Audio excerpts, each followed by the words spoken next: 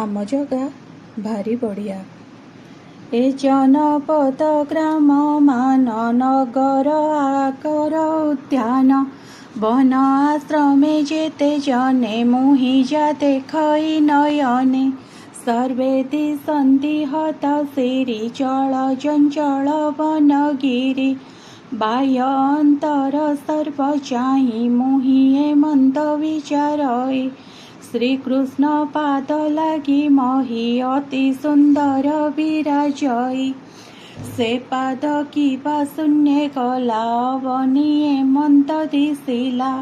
ସୁତ ଉବାଚ ଏମନ୍ତ କହୁ ଭୀମ ଆଗେ ଧର୍ମନନ୍ଦନ ଉଦବେଗେ ଭଏ କମ୍ପନ୍ତି ଛନ୍ନ ଛନ୍ନ ତକ୍ଷଣେ ମିଳିଲା ଅର୍ଜୁନ ରାଜା ଚରଣ ତଳେ ପଡ଼ି ଅଜ୍ଞାନେ ନମସ୍କାର ହୁଡ଼ି ଲୋଚନୁ ବହେ ଅଶ୍ରୁ ଜଳ ଦେହେ ବ୍ୟାପିଛି ଶ୍ରମ ଝାଳ ଅର୍ଜୁନ ଦେଖି ଧର୍ମସୂତ ତକ୍ଷଣେ ଛାଡ଼ି ଭୀମ ହସ୍ତ ନିଶ୍ଚେତ ଦେଖି ତାର ଗାତ୍ର ବ୍ୟାକୁଳ ହୁଅଇ କମ୍ପିତ ବନ୍ଧୁ ସୌତ ମଧ୍ୟେ ଥାଇ ପୁଛନ୍ତି ଅର୍ଜୁନକୁ ଚାହିଁ ନାରଦ ବଚନ ସୁମରି ଅନ୍ତରେ ଚିନ୍ତି ନରହରି ଅର୍ଜୁନ ମୁଖ ଚାହିଁ ବଣି ଛନ୍ନ ବଦନେ ନୃପମଣି।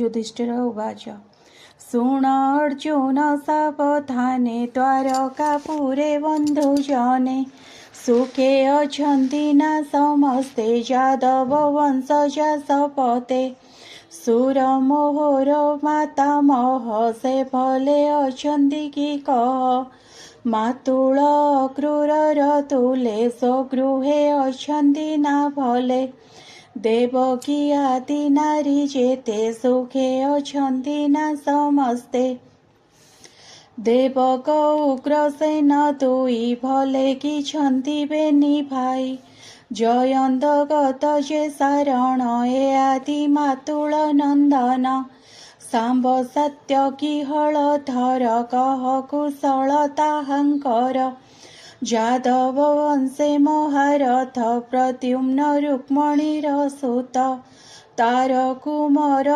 ଅନିରୁଦ୍ଧ ଅତି ଗମ୍ଭୀର ମହାଯୁଦ୍ଧ ସୁଷେଣ ସୁମିତ୍ର ସହିତେ ଭଲେ କିଛନ୍ତି କୃଷ୍ଣ ସୁତେ ଋଷଭ ଆଦି ମହାବୀରେ ସୁଖେ କି ଅଛନ୍ତି ନଗରେ ଗୋବିନ୍ଦ ଅନୁଚର ଯେତେ ସୁଖେ ଅଛନ୍ତି ନା ସମସ୍ତେ ସୁନନ୍ଦ ନନ୍ଦ ଆଦି ଯେତେ ଉଦ୍ଧବ ମନ୍ତ୍ରୀର ସହିତେ ରାମ ଗୋବିନ୍ଦ ରୁଜାଶ୍ରିତେ ସର୍ବେ ଅଛନ୍ତି ଟିକି ସୁସ୍ତେ ନିଶ୍ଚିନ୍ତେ ଭୁବନେ ଅଛନ୍ତି ଆମ୍ଭ କୁଶଳ ପଚାରନ୍ତି କରୁଣା ସିନ୍ଧୁ ନନ୍ଦ ବାଳ ବ୍ରାହ୍ମଣ୍ୟ ଭକତ ବତ୍ସଳ ବନ୍ଧୁ ବାନ୍ଧବ ତୁଲେ ବସି ସୁଧର୍ମା ମଧ୍ୟେ ବ୍ରହ୍ମ ରାଶି ଲୋକ ମଙ୍ଗଳ କ୍ଷମ ଅର୍ଥେ ଯାହାର ଜନ୍ମ ଏ ଜଗତେ ସେ ହରି ଅଛନ୍ତି ନା ଭଲେ ରୋହିଣୀ ସୁତ ରାମ ତୁଲେ ଯାହାର ଭୁଜ ଆଶ୍ରା କରି ଯାଦବେ ବିଷ୍ଣୁ ତେଜ ଧରି ମହାପୁରୁଷ ଯୋଗ ବନ୍ଧେ କ୍ରୀଡ଼ନ୍ତି ପରମ ଆନନ୍ଦେ ଯାର ଚରଣେ ସେବା କରି 16 ସହସ୍ର କୃଷ୍ଣ ନାରୀ ସତ୍ୟାର ଛଳେ ଇନ୍ଦ୍ର ଜିଣି ନନ୍ଦନ ବନୁ ଚକ୍ର ପାଣି ଲୀଳାରେ ଜିଣି ସଚ୍ଚିନାଥ ବଳେ ଉପାଡ଼ି ପାରିଜାତ ଯାହା ବିଳସେ ଇନ୍ଦ୍ର ନାରୀ ସେ ପୁଷ୍ପ ବିଷ୍ଣୁ ତେଜେ ହରି ସହସ୍ରେ ଶାଖା ପରିମାଣି ନାରୀଙ୍କି ଦେଲେ ଚକ୍ର ପାଣି ଯାହାର ଭୁଜ ଦଣ୍ଡ ବଳେ ଯହୁ ପ୍ରବୀରେ ମହି ତଳେ ନିର୍ଭୟେ ଜଗତେ ଭ୍ରମନ୍ତି ପାଦେ ସୁଧର୍ମା ଆକ୍ରମନ୍ତି ହେ ଭ୍ରାତ ଶୁଣ ମହାଭୁଜ ତୁମତେ ଦିଶୁ ହତ ବୀର୍ଯ୍ୟ ଲିଭିଲା ବସ୍ତୁ କେଣେ କଲା ତୋତେ ଅବଜ୍ଞା କେବେ କଲା ଚିର ପ୍ରବାସେ ଦୁଃଖ ଚିନ୍ତା ତେଣୁ ବା ଦିଶୁ ମଳିନତା କେବା ଭଶ୍ଚନା ମଙ୍ଗଳେ ତତେ ସମ୍ପିଲା ବାକ୍ୟ ବଳେ। ଅର୍ଥି ପ୍ରାଣୀଙ୍କି ଦେବା କଲୁ ମାଗନ୍ତେ କିୟ ବା ନ ଦେଲୁ। ବୃଦ୍ଧ ବ୍ରାହ୍ମଣ ନିରିମାଖି ସ୍ତ୍ରୀ ବାଳକ ଗୁରୁ ଦୁଃଖୀ। ରୋଗେ ପୀଡ଼ିତେ ଯେ ରୋଦନ୍ତି ଯେ ଅବା ଶରଣ ପଶନ୍ତି। ଏହାଙ୍କୁ ଦୟାବାନ କଲୁ ଏଣୁ ତୁ ଅଶୁଭ ଦିଶିଲୁ। ଅଗମ୍ୟା କଲୁ ବାଗମନ କି ବାହରିଲୁ ସ୍ତ୍ରୀ ଜନ। ମାର୍ଗେ ଆସନ୍ତେ ତୁ ଚଞ୍ଚଳେ କେବା ଜିଣିଲା ତୋତେ ବଳେ। ବାଳକ ବୃଦ୍ଧ ନ ଭୁଞ୍ଜାଇ ଅଗ୍ରେ ଭୁଞ୍ଜିଲୁ ଅବା ତୁହି।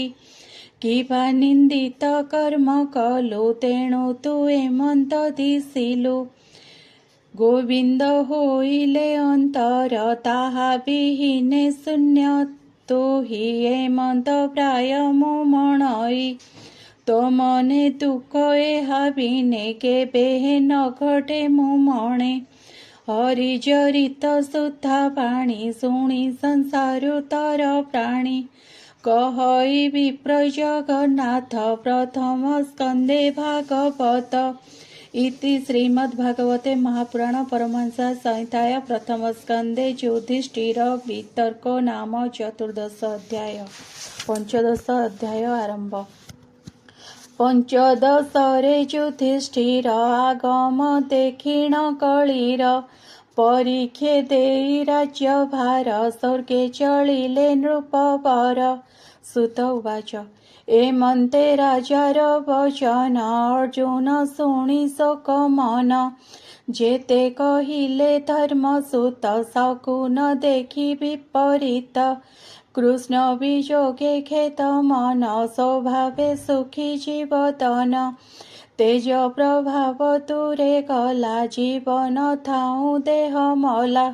ଶୋକେ କମ୍ପଇ କଳେବର ବଦନୁ ନ ସ୍ଫୁରେ ଉତ୍ତର। ଲୋଚନେ ଘଷିବେ ନିକର ଶୋକ ସମ୍ଭାରି ବୀରବର।